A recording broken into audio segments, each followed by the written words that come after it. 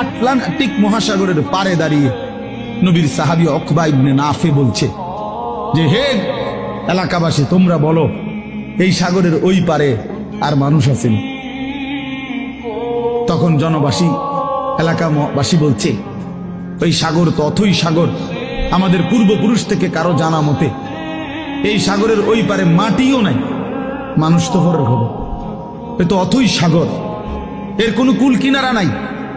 হযরত উকবা ইবনে নাফে 22 বছর বয়স্ক সাহাবী, পুরো আফ্রিকা বিজয় করে এই আটলান্টিক মহাসাগরের পারে দাঁড়িয়ে নিজের ঘোড়ার 2 পাও ভিজাইছে, ঘোড়ার পাও সাগরের পানিতে ভিজাইয়া এরপরে আল্লাহকে বলছে, আল্লাহ তোমার বান্দারা সাক্ষী দিছে সাগরের ওই পারে নাকি কোনো মানুষ নাই, এই জন্য আমি থেমে গেলাম।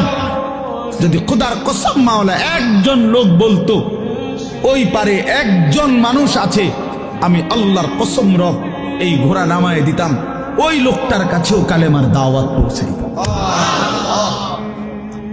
একজনের জন্য আমি সাগর পাড়ি দিতে রাজি আছি, কিন্তু কেউ তো বলে না আর কোনো লোক নাই, এজন্য থেমে গেলাম। এই ছিল জিন্দেগি বন্ধু।